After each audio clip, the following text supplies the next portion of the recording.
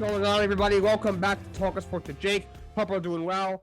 I decided to do a show today. I thought I was going to have some plans, but they fell through, so I figured, got some extra time on my hands, let's do a show.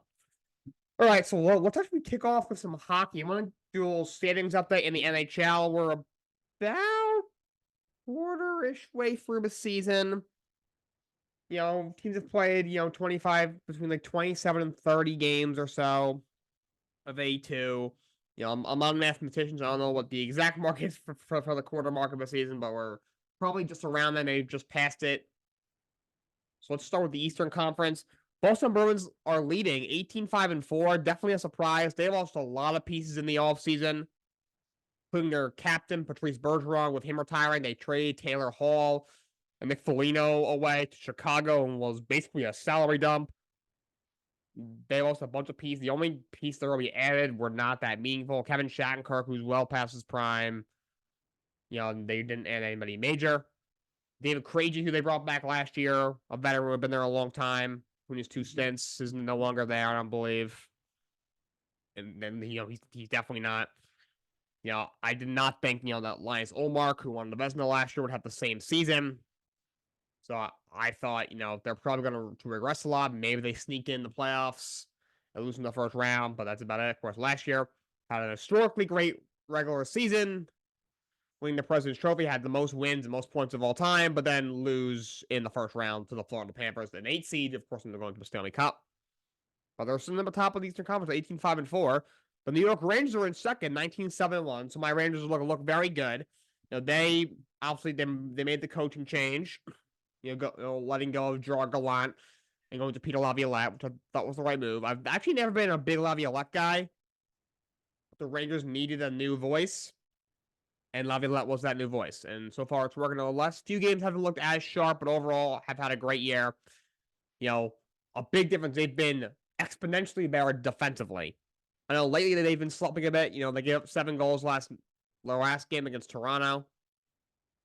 But overall, they've been a lot better defensively. That's an area they struggled in last year. Last year, they could score goals for days, but they couldn't defend. But they've been a lot better defensively. Actually, the main reason they're losing is actually Igor Shesterkin has not had his best year. He's actually hasn't been bad. He's been solid, but he has not been elite. Jonathan Quick, who looked washed last year and looked the same in preseason, has actually been the better goalie of the two, which has been surprising. But overall, Rangers are playing very well. Florida is in third at 17-6, to be 17-9-2 at 36 points. They look very good. They can score with anybody. Of course, coming off an incredible run to the Stanley Cup final last year. Fourth is Toronto at 15-6-5 at 35 points. I don't know what else you want me to say. They do this every year, and then they lose in the first round. So they did finally win a playoff series last year against Tampa, but then they got swept by Florida, or lost in 5 to Florida in the second round. New York Islanders are playing very well. They're in 5th at 35 points, 14-7-7. They've had some tough losses, obviously with the 7 overtime losses, but they've been playing very well. They got points in 9 of the last 10, 7 wins, 2 overtime losses, only one regulation loss in the last 10 games. They've been playing very well.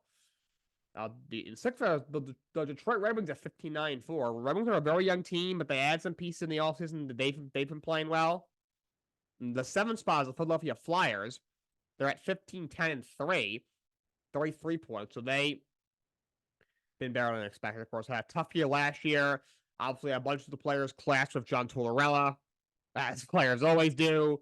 He benched Kevin Hayes for a game or two, and Hayes came out and said he didn't agree with the benching, and obviously he didn't, he clashed with Tony DeAngelo, and, a lot of stuff was going on. Kevin Hayes ended up getting traded after the season last year.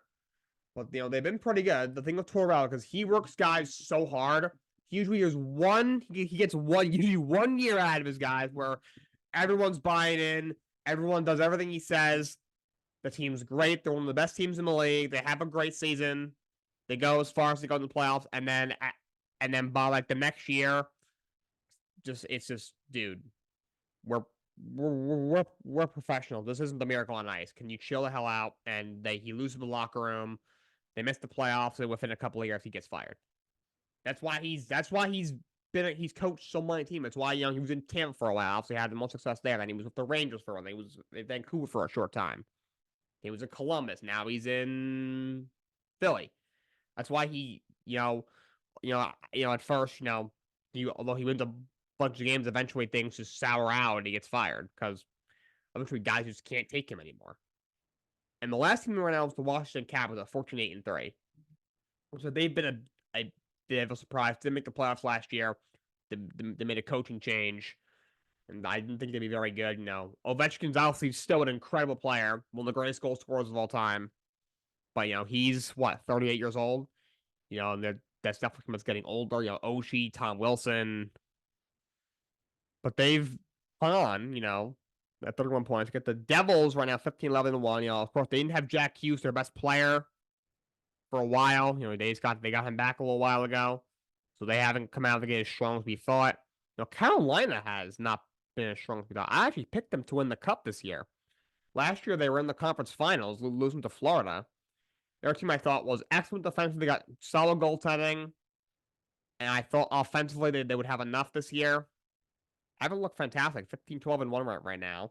Tampa also with 31 points, 13-12-5. Their team is honestly just old, to be honest. The Penguins with 29 points. I like the Penguins coming in. I thought Kyle Dubas made some nice moves. Also, they brought him in to be the president of hockey operations. They did a cleaning house when it comes to the front office, which was definitely needed. I knew they were older. Obviously, Crosby is towards the end of his career. Evgeny Malkin is towards the end of his career. Chris Letang's at the end of his career.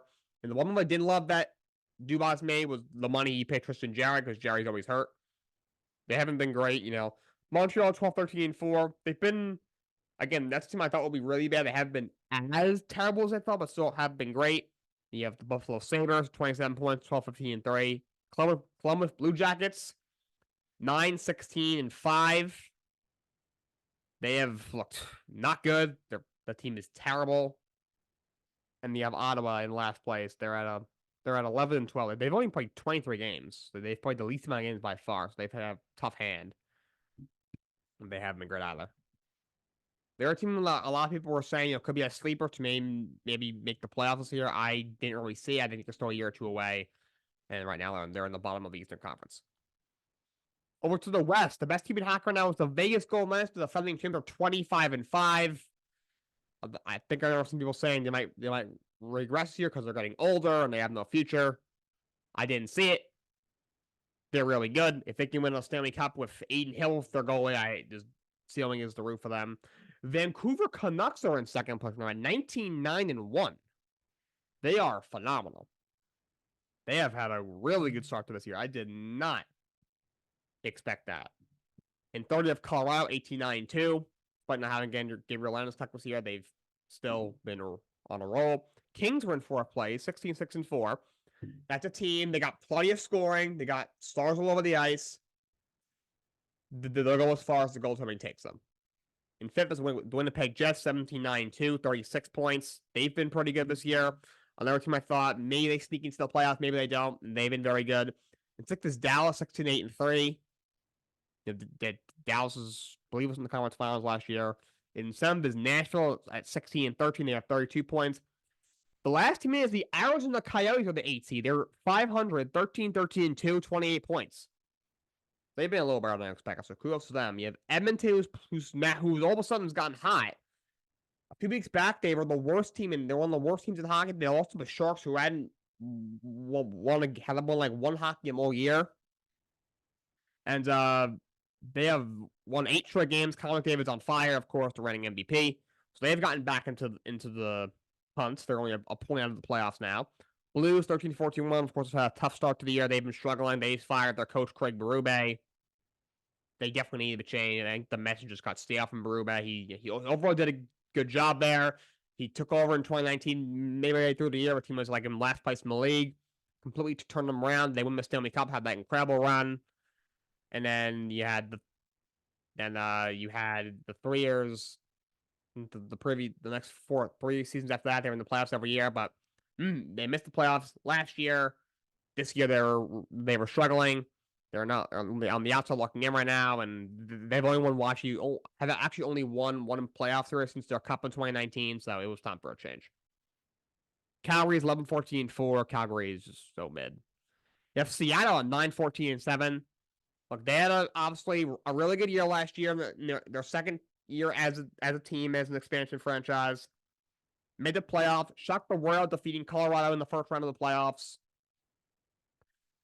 And I thought they could be a top 4 or 5 team in the conference here. I really liked them this year. Has not come to fruition. The problem is they're so young. They need a veteran or two to kind of help these young guys out. They're really, really young. They have the Minnesota Wild 10-12-4, not playing well. I think they already fired their coach as well, but are mid every year. The Sharks have been playing a little better. They're 9-17-3, 21 points, 7 points out of spots. They still suck. They have won 6 of the last 10, points in 8 of the last 10. So they've been playing better. So maybe I set the record saying David Quinn might not make it to Christmas. All right, so he'll make it to there. So maybe he'll make it through the year, but still very good. Then you have the Anaheim Ducks at 10-18. They just are absolutely terrible. They've lost 9 of the last 10 games. They absolutely suck. They have a couple of pieces. Troy Terry's really good. Trevor Zegras is incredible talent.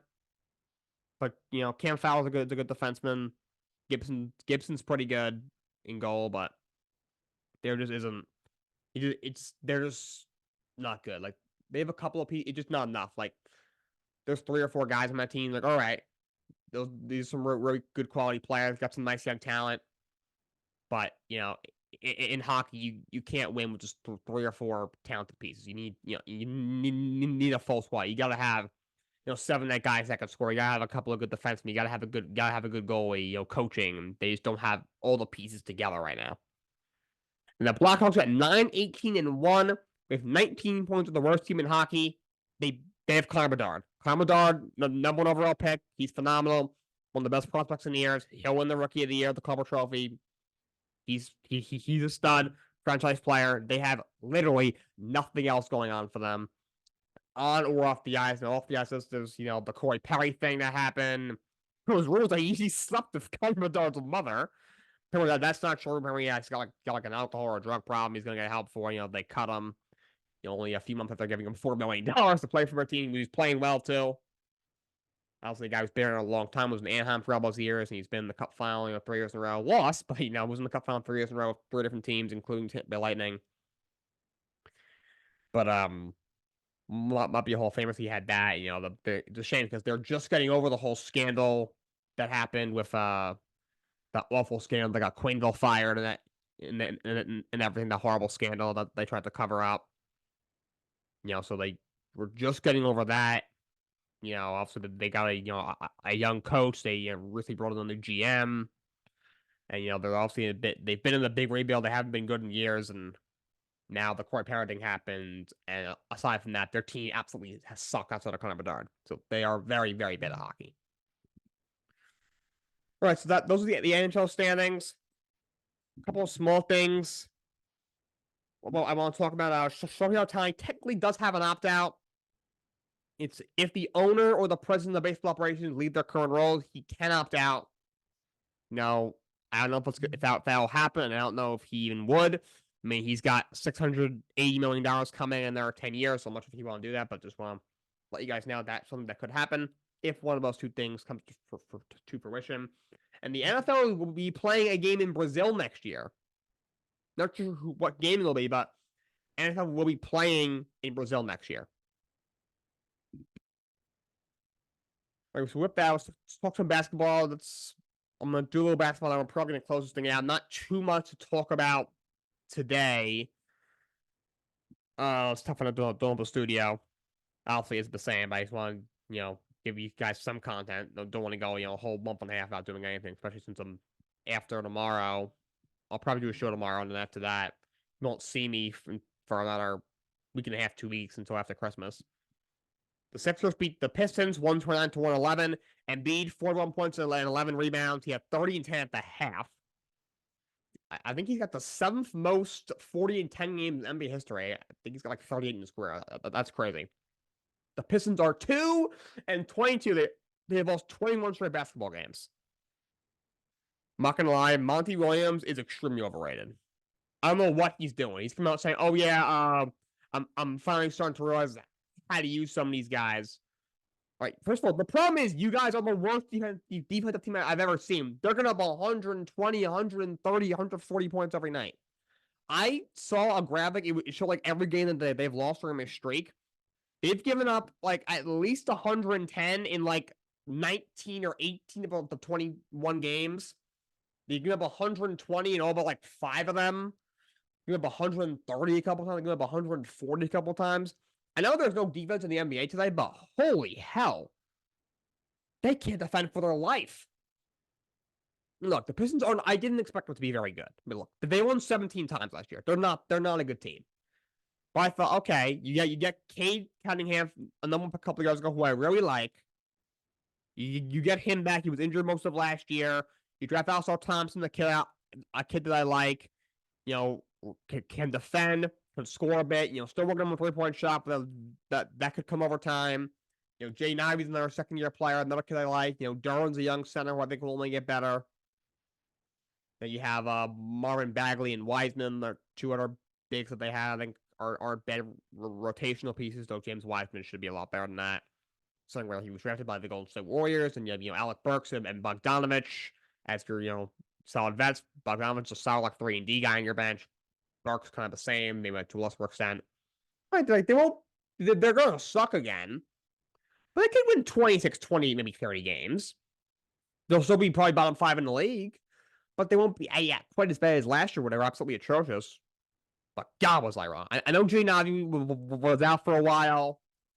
But this guy, Monty Williams, he's a great man. Though he's been through a lot. He's not a bad coach. Like, this team isn't very good. But they pay him to do $70 million. You don't pay a mediocre coach $70 million. That's what Monty Williams is. He's a mediocre head coach. If he couldn't win more than one playoff game with Kevin Durant and Devin Booker on one basketball team, he ain't gonna win a damn thing with freaking Cade Cunningham, Jay Navi, and Jalen Durant. It ain't gonna happen. Like remember the Charlotte Bobcats in 2012? They won like 9 games. They're looking at that right now. Not sure it'll be as bad, but they're looking at that. And their team on paper is better than that team, but right now, like, they've lost 21 straight basketball games, 21 in a row. How do you even do that? Like, I don't know how you do that. They have there's like this thing like people to try to get free wings whenever they win. They've had that twice. And it's almost Christmas. Like, they have not won a basketball game since October 28th. Christmas is in 11 days. Christmas Day is in 11 days. We're a week and a half out from Christmas.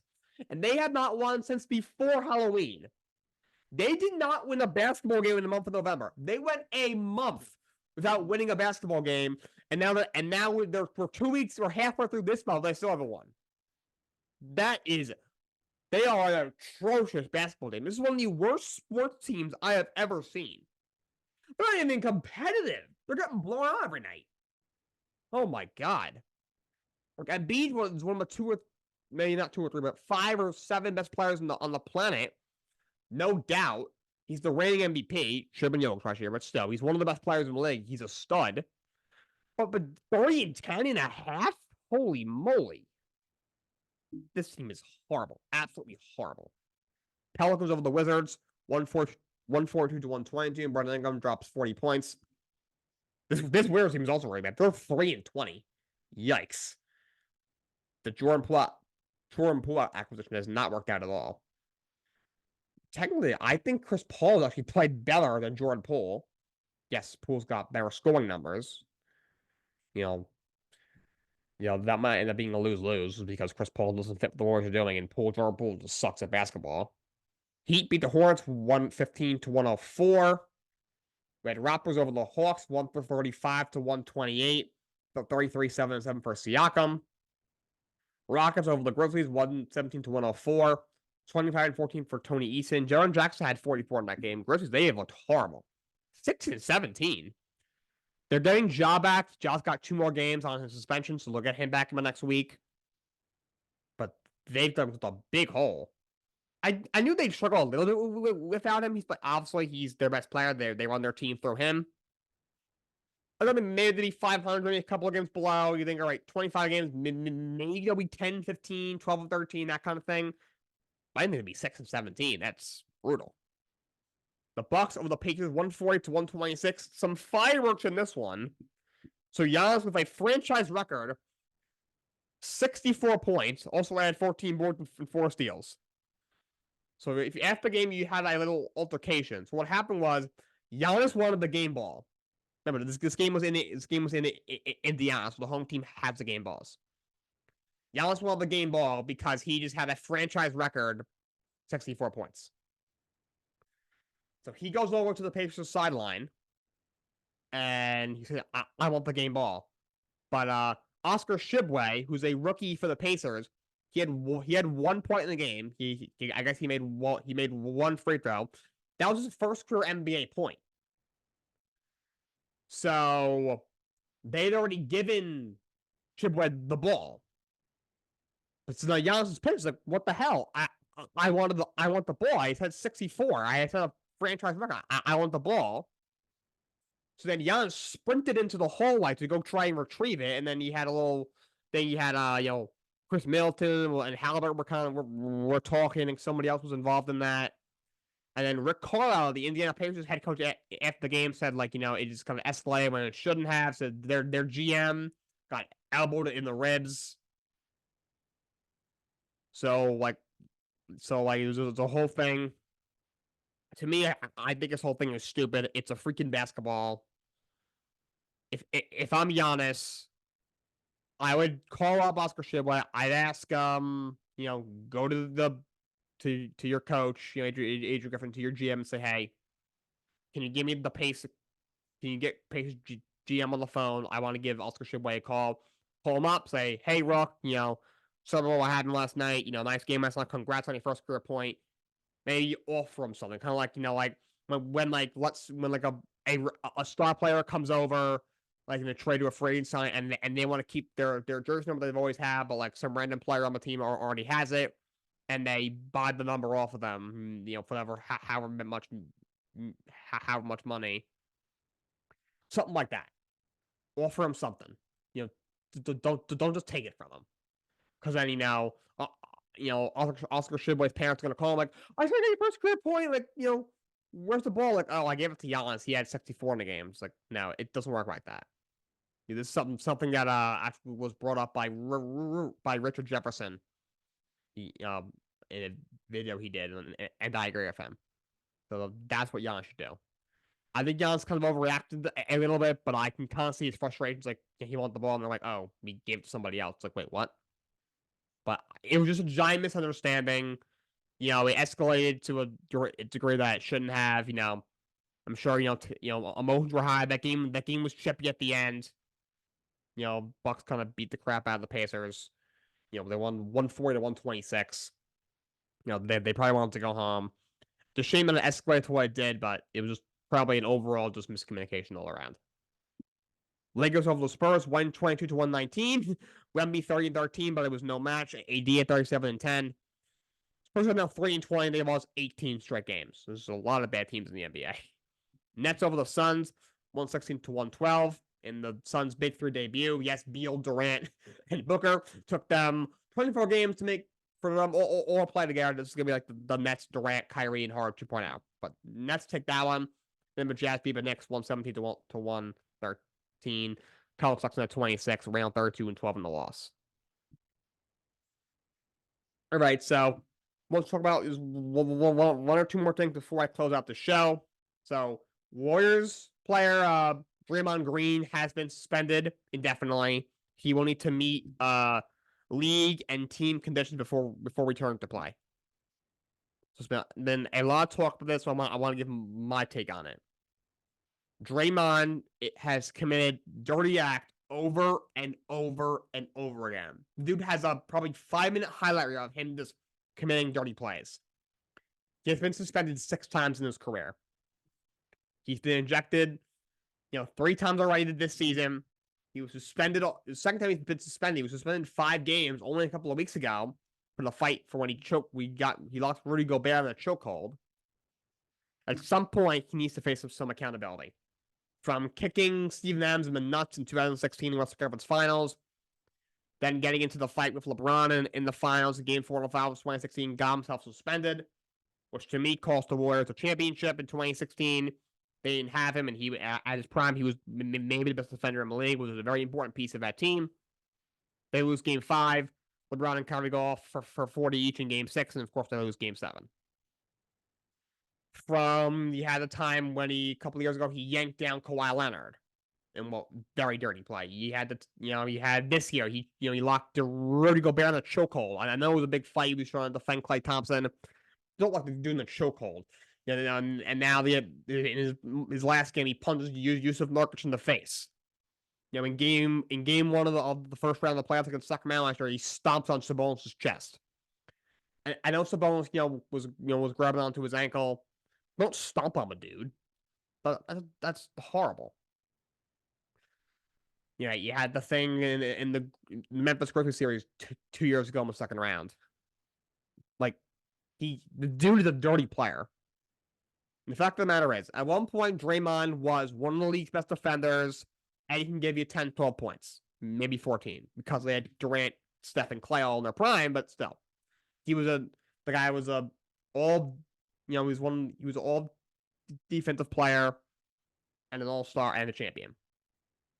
He's not the same player. He's still a good defender, but he's not a great defender, and he gives you nothing offensively.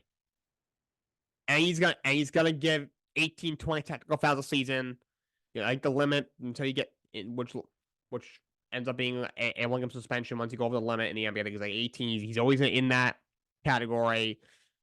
He gets ejected 5, 6, 7 times a year. Like, he's gotten worse. Like, he was already bad, back, a few years back, throughout his career, back when the Warriors were winning championships every single year. But, like, as he's gotten older, he's gotten worse. And, Yusuf Nurkic after the game, said that, I think there might be something wrong with him. And guys you got guys like Stephen A. Smith talking about that was alarming. Yep, other players, it would have been one thing if Nurkic said, oh yeah, it was a dirty play. He's a scumbag. I hope he gets suspended, or it was an unfortunate incident. Not sure why he did it. Blah blah, whatever. The fact that he didn't even. He wasn't even pissed that he got punched in the face, or he wasn't pissed at Draymond, or he didn't try and take a shot at Draymond over the Warriors. He was he legitimately thinks there's something wrong with the dude. So there's something going on. Draymond, he must have some sort of anger problem. Draymond, he's a very passionate player, and he's there to play defense and and bring toughness, and to get in the player's head, with his trash talk. I understand that, but there's a difference between being tough and being dirty. And Draymond is dirty. He is flat out dirty. He's been suspended more times in his career than he has scored 25 points in a game.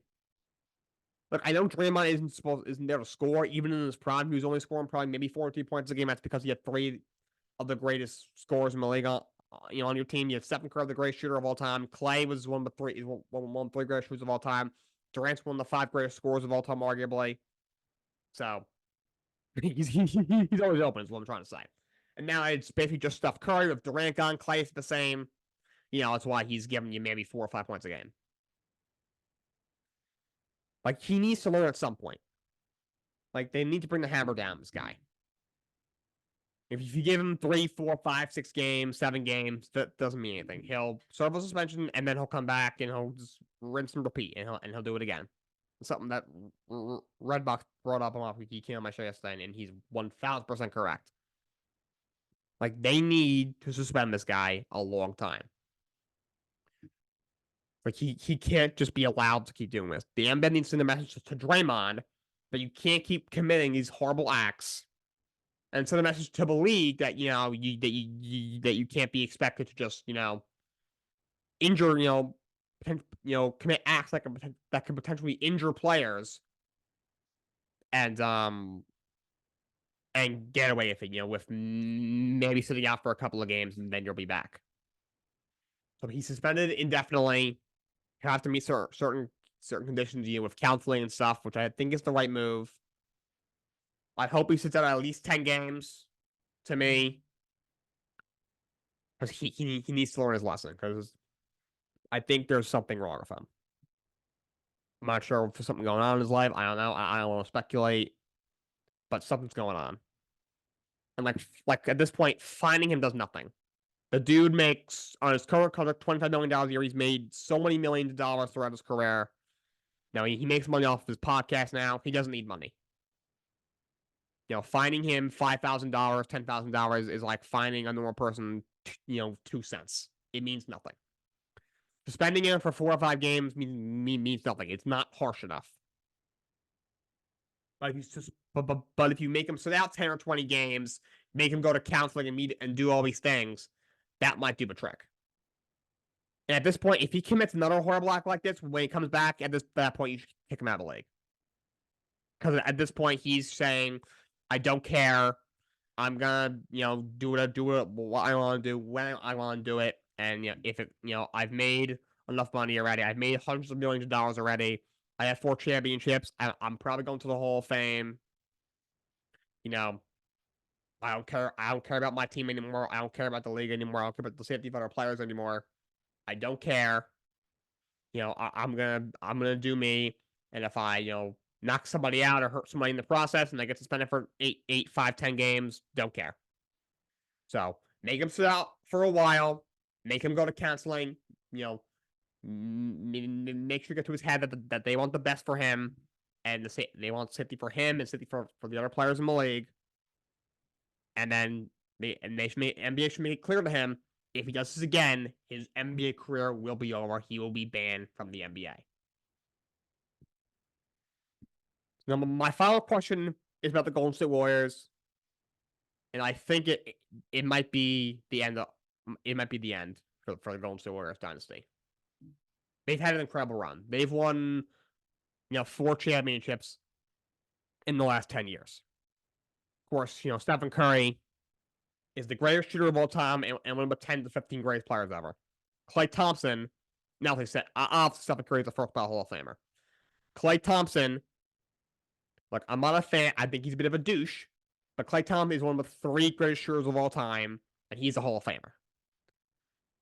Draymond Green, I don't think he's a Hall of Famer, but he's had a great career. He's a former defensive player of the year. He's an 8-time all-defensive player. Not all of them are first team, which I think hurts his case. He's won 4 championships. He's had a great career. Obviously, he had Kevin Durant for a few years. Kevin Durant's one of the greatest scorers of all time, one of the 20 greatest players ever. He's a future Hall of Famer. Again, I'm not a fan. I think he's extremely soft and a bit of a dick, but he's an all-time great player. Steve Kerr, who I think a lot of his success is because of the talent that he's had, but he's a great coach. He's won 4 championships as a head coach. Obviously, he won 5 as a player. He won 3 with Michael Jordan. He was the 6th man on the second three-peat, and then he won 2 at the very end with the Spurs at the very beginning of Tim Duncan's career.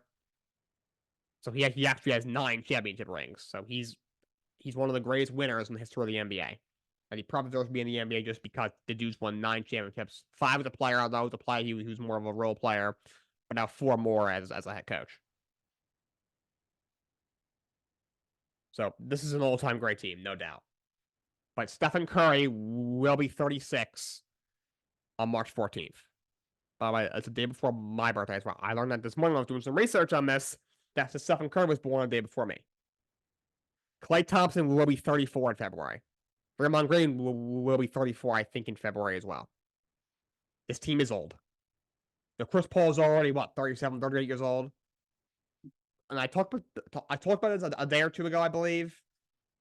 The reason that the Warriors are struggling is because the things that they used to do, that they used to be like the best at, that would work, aren't working anymore. They used to be able to just dribble up the court, pull up from 30 feet every time, and there was nothing anybody can do about it because they had Stephen Curry. They still have, because he's the greatest shooter of all time. Klay Thompson in his prime was one of the 3 best shooters in the league. He's, I think, one of the 3 greatest shooters of all time. Kevin Durant is one of the greatest scorers of all time. You had guys coming off the bench that could shoot the three. Sean Livingston you had for a while. He was a good shooter on the bench. Andre Iguodala can get you some shots off the bench. You had guys with that, and now they don't have that. Outside of Stephen Curry, there's nobody. Clay has nothing left. Clay has been horrible this year. And Draymond can't give you anything on the offensive end anymore. And Andrew Wiggins is a decent scorer. He's come a long way on the defensive end. He's a pretty good player, but he's not scaring anybody from behind the 3-point line. Chris Paul doesn't have much left. He's there to handle the ball and facilitate at this point in his career and be a leader. To me, that Jordan Poole trade for Paul was desperation. Poole's he's a young kid. Last year didn't have a good year, but the year before was really good. A big part of their championship team 2 years ago. They traded him for an aging, almost washed up 38-year-old point guard in Chris Paul. And they traded him because they're like, all right, we can't keep him and Draymond on the same team, and Draymond's won 4 championships. And it might be a Hall of Famer, and Jordan Poole's only won 1, so they went with Draymond. So they signed with Draymond, they traded by Jordan Poole. They had Clay on what's the podcast with the 3 guys. They talk basketball. They always have basketball players on. I forgot the name of with Zach and the two other guys. But they had Clay on, or no, actually no, it was Paul George's podcast. And Clay was saying he's gonna be missed, definitely a future All-Star, definitely be missed. He's gonna have a lot of fun in Washington, blah blah blah. Like that to me, that was they saw the writing on the wall and they panicked. So they figured, let's trade Poole for Chris Paul. Because they're like, we can't, if they trade Draymond, that is signaling the dynasty is over, they're waving the white flag. But by trading Poole for Chris Paul, which although it makes no sense to me, Chris Paul 5 years ago might have fit in. Because at that point, he could still shoot the free ball and was still an incredible passer and still an all-star player. But at this point, he's just he's a fine passer, but not going to score much, can't really shoot anymore. Much slower now, obviously, can't really defend. It makes no sense. Might as well keep Poole, who might not be able to defend much, but at least he's a kid who's got a talented 3-point shooter and a talented scorer. Yes, he's got some work to do. He's got his shot selection needs a lot of work, but that's something that you can work on with him. He's still very young, and 2 years ago he played very well for them. He had a bit of a sophomore slump last year, I guess.